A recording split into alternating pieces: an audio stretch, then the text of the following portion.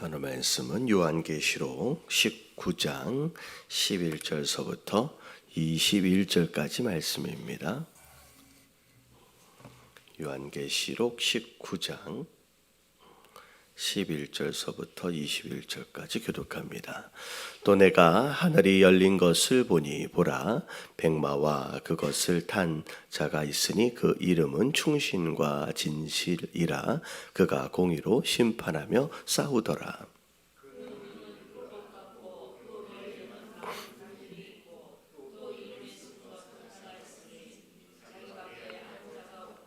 또 그가 피 뿌린 옷을 입었는데 그 이름은 하나님의 말씀이라 칭하더라.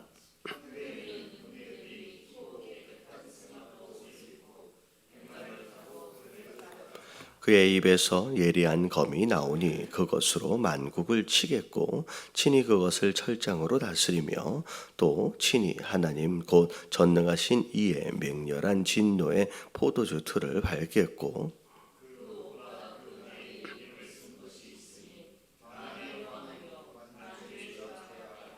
또 내가 보니 한 천사가 태양 안에 서서 공중에 나는 모든 새를 향하여 큰 음성으로 외쳐 이르되 와서 하나님의 큰 잔치에 모여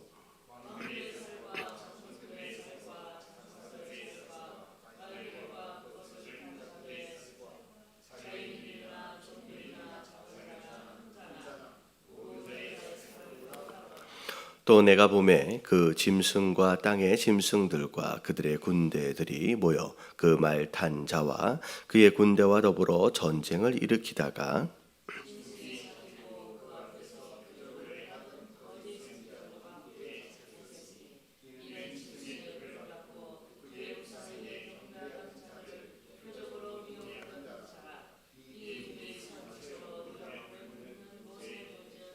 같이 봉독합니다.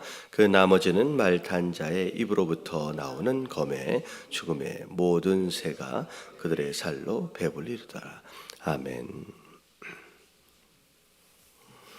자, 이제 마지막 순간에 하나님의 진노와 심판이 있어지게 되는 가운데 어떻게 보면 믿지 않는 자들을 향하신, 세상을 향하신 하나님의 심판, 그들에게 있어서는 어마어마한 공포고 이제 재앙이 되겠지만 어찌 보면 반대로 우리가 예수님을 믿는 자들에게 있어서는 어찌 보면 찬양과 경배의 그런 모습들이 나타나는 것을 우리가 봅니다. 자, 그런 가운데 오늘 11절에 보니까 이 심판의 때에 마치 주인공처럼 등장하는 누군가가 있는데 어찌 보면 뭐 이런 표현이 있잖아요. 백마 탄 왕자님이 이제 나타나시는 것처럼 이제 드디어 이제 주인공 심판주 예수 그리스도의 모습이 나타나게 됩니다. 앞에 이렇게 보면 예수님의 모습이 어린 양으로 이제 계속 비유가 되어지다가 이제 점점 이제 심판주로서의 모습으로 이제 표현이 되어지는데 특별히 백마와 그것을 탄 자로서 표현이 되어지는데 그 이름 안에 예수님의 성품과 그분의 사역에 대한 내용들이 다 들어 있습니다. 그래서 자, 그의 이름은 충신이래요. 충신. 어떻게 보면 충성스럽고 그리고 신실한 그런 모습, 그리고 진실이다라고 하는 거, 그리고 그가 공의로 심판하며 싸우더라라고 하는 그런 모습으로 나타납니다. 그리고 앞에도 이미 이제 표현이 됐다시피 눈에서는 불꽃 같은 그런 빛이 나오고요.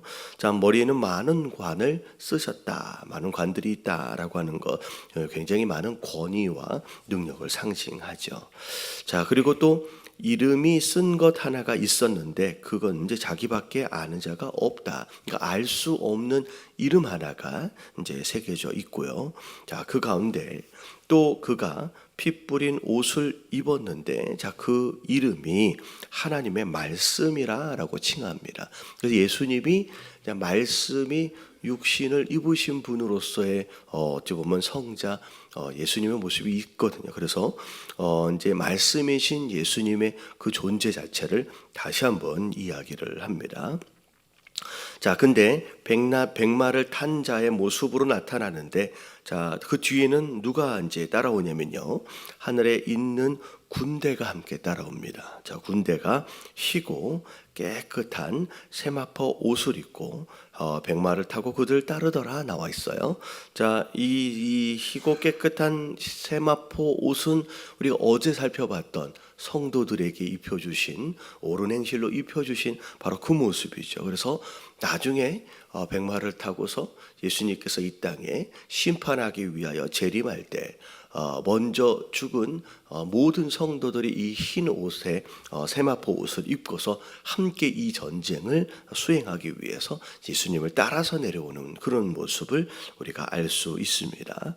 자, 그런데 자, 15절에 보니까 그의 입에서 예리한 검이 나온대요. 이건 말씀이죠. 자, 그곳으로 만국을 치겠고 친히 그것을 철장으로 다스리시며 또 친히 하나님 곧 전능하신 이의 맹렬한 진노에 포도주틀을 밟겠다라고 나옵니다. 예수님께서 실제로 심판을 이제 하시는 장면입니다. 그 옷과 다리에 이름을 쓴 것이 있으니, 자, 만왕의 왕이요 만주의 주라 하였더라. 예수님이 이 땅의 왕으로, 이 땅의 주인으로 자 오시는 모습, 이름들이 막 여기 나오면서 예수님이 누군지에 대해서 계속 설명을 하고 있습니다. 자, 그런 가운데 한 천사가 태양 안에 서서 자, 공중에 나는 새들을 향하여 외칩니다. 하나님이 큰 잔치를 벌였대요. 사실은 말이 잔치지, 이건 어떻게 보면 이 심판을 당할 자들에게 있어서는 어마어마한 재앙과 공포의 모습이 됩니다. 그래서 18절에 보니까 왕들이 되었든 장군이 되었든 이제 장사들이 되었든 많은 사람들의 살을 이제 먹어라라고 새들한테 명령을 합니다. 그래서 새들이 막 날아와서 이제 심판을 받을 자들의 살을 막 먹는 장면이 21절 마지막 오늘 말씀 중에 거기 나와요. 자, 그런 가운데 자 19절을 보니까 또 내가 보매 그 짐승과 땅의 임금들과 그들의 군대들이 모여서 그 말탄 자와 그의 군대와 더불어 전쟁을 일으키다가, 그러니까 어떻게 보면 이 마지막 때의 이 심판에는 이제 돌이키는 자가 아무도 없어요. 돌이키는 자가 아무도 없이 마지막으로 또 전쟁을 일으켜요. 사실은 이길 수 있는 전쟁이 아니다라는 것을 이미 압니다. 알고 있음에도 불구하고 그런 거 있잖아요. 마지막 이렇게 발악하는 거 있잖아요. 마지막 발악을 이제 하게 되면서 20절에 보니까 짐승이 드디어 잡히게 되고요. 거짓 선지자도 잡히게 되면서 자, 짐승의 표를 받고 그의 우상에게 경배하는 자들의 표를 미혹하던 자, 이게 거짓 선지자거든요.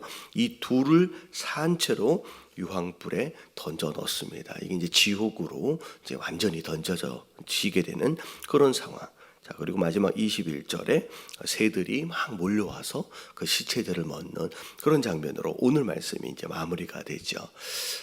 우리가 하나님의 심판, 특별히 예수 그리스도의 심판주 되심에 대하여 계속 이렇게 살펴보고 있는데, 우리가 이쯤 되어져서는 한번 짚고 넘어갈 게 뭐냐면, 왜 이런 말씀을 요한을 통해서 그 당시 이제 어떻게 보면 초대교회거든요. 성도들에게 왜 이 말씀을 전달하려고 하셨을까? 이유와 목적을 알 필요가 있다라는 거죠. 이 요한계시록을 통하여서 하나님께서 교회에게 궁극적으로 전해주고 싶으셨던 메시지가 무엇이었느냐는 거예요. 사실은 결국은 자, 아무리 지금 힘들고 어려워도 교회가 핍박과 탄압 가운데 어떻게 보면 무너질 것 같은 그런 상황임에도 불구하고 결국은 누가 이긴다는 거예요. 교회가 이긴다는 거예요. 교회가 이긴다는 거죠.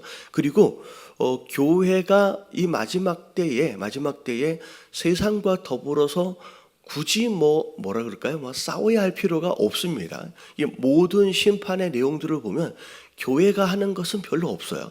교회는 딱 한 가지만 합니다. 인내하고 견디는 거예요. 인내하고 견디는 것, 끝까지 믿음을 잃지 않고 교회로서 살아남는 거 그거 하나만 하고요. 어제 마지막 때에 이 어마어마한 심판, 어떻게 보면 전쟁과 같은 이런 모습들을 가운데 교회가 굳이 뭘 해야 된다라고 하나님께서 요구하시는 게 없습니다. 그냥 교회는 인내하라는 거예요. 참으라는 거예요. 그러니까 믿음을 지키라는 겁니다. 그리고 모든 전쟁은 누가 하세요? 하나님이 알아서 하시고요. 마지막 때에 천사가 알아서 해요. 심지어 마지막 오늘 말씀에 보니까 드디어 예수님이 백마를 타고 등장을 하십니다. 그리고 나서 뒤에 뭐라 그래요? 하늘에 있는 군대라고 얘기하고 있지만 군대는 뒤로 그냥 따르고 있을 뿐이죠. 지금 전쟁, 이 싸움을 누가 직접 하고 계시냐면 이제 예수님이 직접 하고 계십니다. 우리 영화 같은 데를 보면 전쟁을 하면 왕이 나타나잖아요. 백마를 타고 이렇게 다 왕이 나타났는데 돌격 앞으로 하고서 자기는 뭐예요? 자기는 뒤에서 지켜보고 있거든요. 다 군대가 나가서 다 싸워요. 그리고 나서 사실은 군대가 다 싸웠거든요. 어마어마한 피도 누가 흘렸어요? 왕이 흘린 게 아니거든요. 어떻게 보면 군대가 다 흘렸습니다. 그래서 나중에 돌아올 때는 누가 환영을 받아요? 왕이 환영을 받아요. 그럼 이게 세상 군대, 세상 왕의 모습입니다. 자기는 안 싸우고요. 자기는 뒤에서 소리만 지르죠. 근데 마지막 때에 이 심판 때의 이 전쟁은요, 우리가 할 게 별로 없어요. 그냥 우리는요, 백마 타신 왕 대신 예수 그리스도를 그냥 따라만 가면 되고요. 그리고 예수님도 이렇게 보면 입에서 나오는 것 말씀으로 모든 것을 다 해결하십니다. 이게 어찌 보면 처음의 창조도 예수님의 말씀으로 말미암아 이 세상이 창조되었잖아요. 마지막 이 세상에 대한 심판마저도 예수 그리스도의 입을 통하여 나오는 그 말씀으로 이 세상이 이제 심판을 받게 되죠. 자, 그런 가운데 우리가 이 말씀을 이제 하나님께서 왜 알려주셨냐라고 하는 것은 뭐냐면 결국은 교회가 이긴다는 거예요. 결국은 그 영화 같은 걸 보면 영화관이나 아니면 집에서 영화를 보면 이게 영화를 보기 전에 예고편이 나오잖아요. 예고편이 딱 나오면 이게 액션 영화 같은 걸 보면 예고편이 나오면 예고편 할리우드 영화 같은 경우는 예고편에서 중요한 장면이 거의 다 나와버려요. 어떻게 보면 영화를 딱 보면 다 본 거예요. 다 본 거고 어떻게 보면 이게 스토리가 어떻게 연결되어져 있는지만 확인하는 것 같은. 그래서 근사하고 멋있는 장면은 이미 예고편에 다 나옵니다. 근데 심지어 예고편 안에서 우리가 다 알잖아요. 주인공이 이기는구나. 저 상황에서도 이 주인공은 안 죽는구나. 그러면서 주인공이 이기고 주인공이 안 죽는다라고 하는 걸 이미 예고편에서 확인을 하고 영화를 볼 때 어떻게 보면 아주 위기 같은 그런 상황들이 막 나타났을 때 마음이 어때요? 막 불안하고 막 초조하고 별로 안 그래요. 왜냐하면 마음 가운데 이미 무슨 마음이 있어요? 저 장면에서 안 죽어. 저 장면 안 죽는지 알거든요. 그러니까 어떻게 보면 주인공이 이긴다라고 하는 것을 이미 알고 보는 입장에서 어찌 보면 위기가 굉장히 극해질수록 영화가 더 재밌어지거든요. 어찌 보면 이미 하나님께서 요한계시록이라고 하는 이 말씀을 통하여서 이미 우리에게 뭘 주신 거예요? 영화를 보기 전에 예고편을 주신 거예요. 굉장히 극적인 장면이나 그럼에도 불구하고 결국은 안 죽는다라고 하는 것을 예고편으로 주시는 가운데 지금의 역경과 환난을 어찌 보면 극해지면 극해질수록 어떻게 하라는 거예요? 오히려 그것으로 인하여 불안해하거나 낭망하지 말고 견뎌내라는 거예요. 오히려 그 영화를 보기 전에 허락하시는 예고편처럼 너희는 안 죽는다. 결국은 교회가 이긴다. 결국은 내가 다 할 것이다 라고 하는 것을 미리 알려주시는 가운데 이 마지막 때를 포기하지 않고 끝까지 살아내길 원하시는 마음 가운데 여러분 이 말씀을 우리에게 주시는 줄로 믿습니다. 근데 사실은 우리가 말씀을 봐야 되거든요. 이거 말씀을 통하여 여기에서 믿음을 가지고 그 믿음으로 살아야 되는데, 우리가 종종 이 말씀에서 눈을 떼고 현실을 자꾸 바라보게 되면서 우리가 굉장히 불안해하고 초조하는 경우들이 많다라는 거예요. 뒤에 보니까 이런 얘기가 있더라고요. 물고기 가운데, 그 아마존에 사는 물고기 가운데 굉장히 이렇게 이빨이 굉장히 날카로워서 공포의 대상인 그 물고기가 있어요. 그 뭐 아시죠? 피라냐라고 하는 그 물고기. 이 물고기를 잡을 때 모습을 보면 굉장히 섬뜩할 정도로 돼지고기를 요만큼 묶어가지고 이렇게 넣어요. 그러면 피라냐가 막 달려들어서 그 돼지고기를 막 물어요. 그러면 넣었다가 뺐다가 이렇게 털면 피라냐가 올라오면서 이렇게 털리면서 바구니에 담겨요.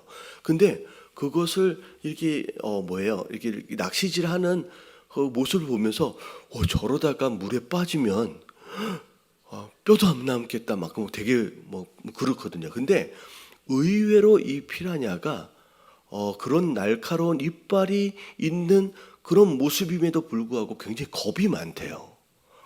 그래서 어떤 이제 누군가 이제 실험을 하는데, 큰 어항에다가 피라냐 몇 마리를 집어넣고 키우는데 가운데다가 아크릴판을 갖다가 탁 놔둔대요. 그러니까 이만한 큰 데다가 막 헤엄쳐 다니는데 이쪽으로 한쪽으로 몰아놓고선 아크릴판을 딱 끼워 놓은대요. 그러면 이 피라냐가 원래는 다 같이 놀았잖아요. 그렇기 때문에 이쪽으로 가려다가 이 아크릴판에 몇 번 부딪힌다는 거예요. 몇 번을 부딪히면서 느끼는 거예요. 이쪽으로 못 가는구나. 그리고 부딪히니까 아프잖아요. 그러니까 몇 번을 시도를 하다가 그 다음부터는 이쪽으로 이제 안 가는 것을 포기해 버린다는 거예요. 그리고 나서는 이쪽에서만 논대요. 근데 한 며칠이 지난 다음에 이 아크릴판을 딱 빼잖아요. 그러면 이제는 뭐 해도 돼요. 여기 넘어가도 되거든요. 근데 신기하게 며칠이 지나도 안 넘어간대요. 그러니까 몇 번 부딪히다 보니까 나는 못 가는구나. 여기는 못 가는 곳이구나 라고 하는 것으로 인하여 이미 머릿속에 길들여져 버린 거예요. 그래서는 이게 아크릴판이 이제 없어졌음에도 불구하고 이제 안 간대요. 그럼 며칠이 지나도 안 간대요. 계속 여기서만 논다는 거예요. 자, 이게 제가 뭘 말씀드리려고 하는 것이냐면요. 우리가 이제 살다 보면 이렇게 부딪힘이 있어요. 그러니까 어떻게 보면 힘들거든요. 이렇게 해봐도 잘 안 되고 저렇게 해봐도 좀 잘 안 되고 이런 일들을 만나요. 근데 우리가 교회임에도 불구하고 성도임에도 불구하고 세상의 이런 환경 가운데 우리가 어느덧 환경에 의해서 길들여지기 시작하는 거예요. 어떻게 보면 두려움이거든요. 아픔에 의해서 이제 길들여지기 시작하면서 어느 순간서부터 그렇게 되어질 수 있는 상황들의 모습이 나타나기만 해도요, 그냥 그쪽으로 안 가는 거예요. 그래서 이 마지막 때의 모습을 보면서 제가 주일날도 말씀드리고 어제도 말씀드리고, 그러니까 교회가 굉장히 위축되기 시작합니다. 어떻게 보면 막 복음화를 위해서 막 나아가야 하고 전진해야 되고 막 감당해야 할 사명들이 있어서 막 활발하게 움직여져야 되는데, 어떻게 보면 이 세상의 환경들로 인하여서 조금씩 우리가 길들여지기 시작하면서 우리가 위축되기 시작하는 거예요. 그래서 결국은 어떤 상황까지 됐냐면 그냥 단지 우리가 죄짓지 않으면 너무 다행이지라고 하는 그 정도에 머물러서 그냥 타락하지 않으면, 쇠속화되지 않으면 그것만으로도 만족하는 그런 모습으로서의 성도와 교회가 되어져 가고 있는 것은 아니냐라는 생각이 들어진다는 거예요. 몇 번 부딪혔다고 해서 그것에 의해서 이미 많이 길들여졌다는 거예요. 오늘 말씀을 통하여서 우리가 좀 깨어질 필요가 있다라는 거예요. 우리가 부딪힐 수 있고요. 때로는 좀 상처를 받을 수 있지만 우리가 그런 모습으로 살아야 하는 것이 하나님의 뜻이 아니라는 거죠. 이런 말씀을 통하여 아니라는 거예요. 좀 다칠 수 있고 조금 해를 입을 수 있지만 결국은 우리가 이긴다. 교회가 이긴다. 내가 전쟁을 다 할 것이다 라고 말씀하시면서 조금만 견디고 조금만 참아라라고 말씀하시는 예수 그리스도의 메시지가 이 요한계시록 전반에 깔려 있는 메시지라는 거죠. 그래서 오늘 하루를 살아감에 있어서 정말 우리가 말씀을 따라 말씀에 의해 훈련되어지고 그 말씀에 원하시는 방향으로 인도하심을 받아서 순종하는 그런 삶을 살아야지, 우리가 세상의 어떤 역경과 환난으로 인하여 조금 고통스러움으로 인하여 이 세상의 환경에 의해서 길들여져 버리면 안 된다라는 거예요. 여러분, 교회는 성도 되어진 자들은 여러분 훈련되어져야죠. 우리가 절대 길들여져서는 안 된다는, 세상에 길들여지지 않아야 된다라고 하는 것을 기억하시는 가운데, 자, 오늘도 용기를 내셔서 우리 성도 되어진 자로 교회 되어진 자들로서 합당한 삶을 또 용감하게 살아낼 수 있는 우리가 되어야 하는 줄로 믿습니다. 결국 이긴다라고 말씀하시는 이 말씀을 근거로 오늘 하루도 담대하게 살아갈 수 있도록 해달라고, 우리에게 용기를 달라고, 우리가 절대 길들여지는, 세상에 길들여지는 그런 사람들 되지 않도록 해달라고 우리 함께 주님 한번 부르짖고 통성으로 기도하며 오늘 하루를 시작하도록 하겠습니다. 자, 기도합니다.